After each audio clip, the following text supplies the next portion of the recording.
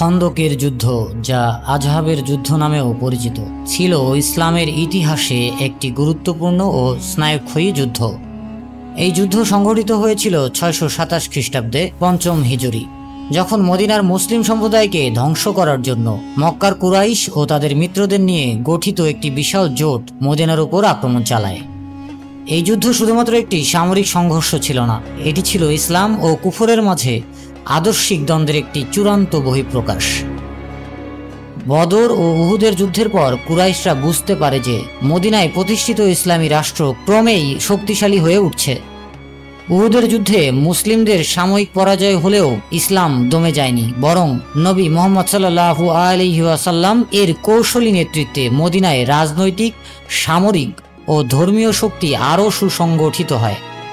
এই পরিস্থিতি মক্কার কুরাইশ নেতাদের উদ্বিগ্ন করে তোলে। তারা বুঝতে পারে যদি এখনই ইসলামের অগ্রযাত্রা রোধ করা না যায়, তবে মক্কার নেতৃত্ব তাদের হাতে থাকবে না। এর ফলে কুরাইশরা বৃহত্তর পরিকল্পনায় নামে, যাতে এক বিরাট সামরিক জোট গঠিত হয় মদিনার বিরুদ্ধে। আরবি শব্দ আজহাব অর্থ জোট। এই যুদ্ধে মক্কার কুরাইশরা একত্রিত হয়েছিল ইয়াহুদি গোত্র বনু নাজির, বনু কুরাইজা, বনু ঘাতফান, বনু আসাদ, বনু মুররা, বনু সুজা ও আরও কিছু জোট গোত্রের সঙ্গে। কুরাইশ নেতাদের অন্যতম ছিল আবু সুফিয়ান, যিনি এই বিশাল বাহিনীর নেতৃত্ব দেন। এই জোটের মোট সৈন্য সংখ্যা ছিল প্রায় 10,000, যা সে সময়ে আরব অঞ্চলের জন্য এক বিশাল সেনাবাহিনী ছিল। অন্যদিকে মুসলমানদের সৈন্য সংখ্যা ছিল মাত্র 3,000। নবী করিম সাল্লাল্লাহু আলাইহি সাল্লামের সামরিক কৌশল ও দূরদর্শিতা এই যুদ্ধে মুসলমানদের রক্ষা করে। তিনি সাহাবীদের পরামর্শে একটি ঐতিহাসিক সিদ্ধান্ত গ্রহণ করেন। মদিনার উত্তরে একটি বিশাল খাল খনন করা হবে, যার নাম খন্দক, যাতে শত্রুপক্ষ সরাসরি মদিনায় প্রবেশ করতে না পারে। এই পরিকল্পনার ধারণা দেন পারস্য থেকে আগত একজন সাহাবী সালমান আল ফারসি। পারস্যে এমন কৌশল ব্যবহারের ইতিহাস ছিল। নবী সাল্লাল্লাহু আলাইহি ওয়াসাল্লাম তার পরামর্শ গ্রহণ করেন। মুসলমানরা মহানবীর নেতৃত্বে 3,000 লোক একযোগে খন্দক খনন শুরু করে দেন। এই সময় ছিল প্রচণ্ড ঠান্ডা ও খাদ্য সংকটও ছিল তীব্র, তবুও সাহাবীরা ক্লান্তিহীনভাবে কাজ করে যান। খালটি ছিল আনুমানিক 5 মাইল দীর্ঘ, 15 থেকে 20 ফুট চওড়া ও 15 থেকে 20 ফুট গভীর। নবী সাল্লাল্লাহু আলাইহি ওয়াসাল্লাম নিজেও কোদাল হাতে নিয়ে কাজ করেন এবং সাহাবীদের মাঝে উৎসাহ যোগান। এর মধ্যে এমন কিছু অলৌকিক ঘটনা ঘটে, যেগুলোর মাধ্যমে সাহাবীদের বিশ্বাস ও দৃঢ়তা আরও বৃদ্ধি পায়। একটি বিখ্যাত ঘটনা হলো, যখন একটি পাথর ভাঙতে না পারায় নবী সাল্লাল্লাহু আলাইহি ওয়াসাল্লাম নিজে এসে 3টি আঘাতে তা ভেঙে দেন এবং প্রতিবারেই বিজয়ের ভবিষ্যৎবাণী করেন। যুদ্ধের সময় যখন মক্কার বিশাল বাহিনী মদিনার উপকণ্ঠে এসে পৌঁছে, তারা খন্দকের সামনে এসে থেমে যায়।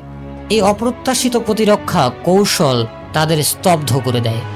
তারা খন্দক পার হওয়ার কোনো উপায় খুঁজে পায় না। খন্দক আরবদের জন্য একেবারেই নতুন কৌশল। তারা অভ্যস্ত ছিল খোলা মাঠের মুখোমুখি যুদ্ধে।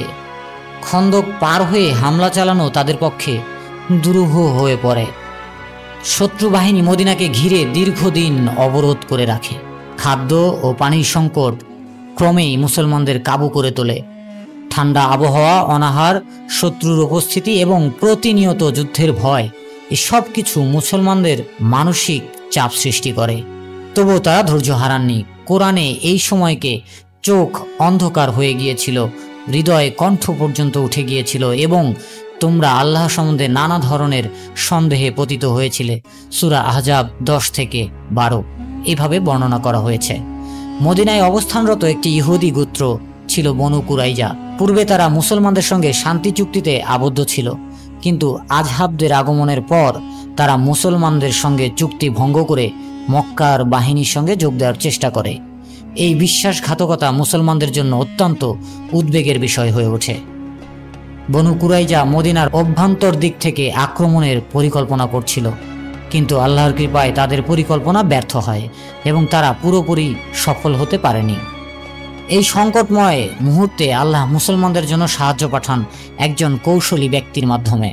নুয়াইম ইবনে মাসউদ নামের একজন কুরাইশ অনুগত ব্যক্তি গোপনে ইসলাম গ্রহণ করেন এবং নবী সাল্লাল্লাহু আলাইহি ওয়াসাল্লামের কাছে এসে বলেন, হে আল্লাহর রাসূল, আপনি বলুন আমি কি করতে পারি। নবী সাল্লাল্লাহু আলাইহি ওয়াসাল্লাম বললেন, তুমি আমাদের জন্য যেভাবে পারো বিভ্রান্তি সৃষ্টি করো। এরপর নুয়াইম অত্যন্ত কৌশলে বনু কুরাইজা ও আহজাবদের মাঝে সন্দেহ সৃষ্টি করেন। এতে তাদের একত্রিত আক্রমণ পরিকল্পনা ভেস্তে যায়।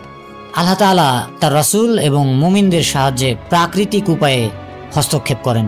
এক রাতে প্রবল বায়ু, ঠান্ডা ঝড় এবং ভয়াবহ পরিস্থিতির সৃষ্টি হয়, যা শত্রু বাহিনীর শিবির ছত্র ভঙ্গ করে দেয়। তাঁবু উড়ে যায়, আগুন নিভে যায়, সরঞ্জাম সব হারিয়ে যায় এবং সৈন্যরা আতঙ্কিত হয়ে পড়ে।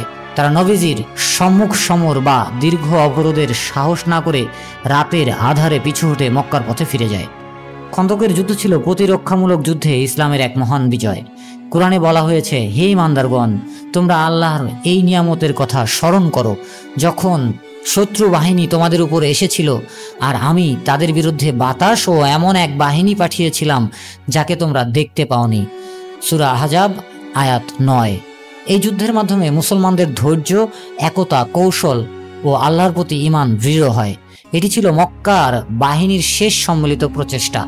এরপর তারা কখনো মদিনার উপর হামলার সাহস করেনি।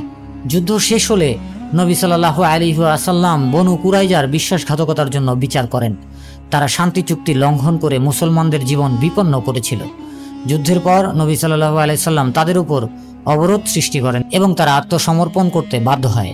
বনু আউস গোত্রের একজন নেতা সাদ ইবনে মুআজ রাদিয়াল্লাহু তাআলা আনহুকে বিচারক হিসেবে নিযুক্ত করা হয়, যিনি কুরআনের বিধানের আলোকে রায় দেন। বিশ্বাসঘাতক পুরুষদের মৃত্যুদণ্ড, নারী ও শিশুদের বন্দিত্ব। নবী সাল্লাল্লাহু আলাইহি ওয়াসাল্লাম বলেন, তুমি আল্লাহর বিধান অনুযায়ী রায় দিয়েছ। এটি ছিল রাষ্ট্রদ্রোহ ও চুক্তিভঙ্গের বিরুদ্ধে কঠোর বার্তা। খন্দকের যুদ্ধ ছিল এক গুরুত্বপূর্ণ বাঁক। এটি দেখিয়ে দেয় যে মুসলমানরা কেবল যুদ্ধ করতে জানে না, তারা প্রতিরক্ষা কৌশলেও সমান দক্ষ। এই যুদ্ধের মাধ্যমে মুসলমানদের মধ্যে আস্থা ও স্থিরতা আসে। শত্রুরা বুঝে যায় মুসলমানদের শক্তি কেবল তলোয়ারে নয়, তাদের ঈমান ও নেতৃত্বে নিহিত। এরপর পরই নবীজি সাল্লাল্লাহু আলাইহি সাল্লাম কূটনৈতিক প্রচেষ্টা ও ইসলাম প্রচার আরও ত্বরান্বিত হয়। এই যুদ্ধ ইসলামী রাষ্ট্রকে নিরাপত্তা দেয় ভবিষ্যৎ গঠনের জন্য। খন্দকের যুদ্ধ কেবল একটি সামরিক বিজয় নয়, বরং এটি ছিল ধৈর্য, ত্যাগ, কৌশল, বিশ্বাস ও নেতৃত্বের এক অনন্য সংমিশ্রণ। নবীর দূরদর্শিতা, সাহাবাদের একনিষ্ঠতা ও আল্লাহর সাহায্যের ফলেই এই বিজয় সম্ভব হয়। এই যুদ্ধ আমাদের শেখায়, কঠিন পরিস্থিতিতেও যদি ঈমান দৃঢ় থাকে ও নেতৃত্ব দৃঢ়চেতা হয়, তবে অপ্রতিরোধ্য শত্রুকেও রুখে দেওয়া সম্ভব। খন্দকের যুদ্ধ ইসলামের ইতিহাসে এক স্থায়ী দৃষ্টান্ত হয়ে রয়ে গেছে। পরবর্তী ভিডিও পেতে সাবস্ক্রাইব করে সঙ্গেই থাকুন। আসসালামু আলাইকুম।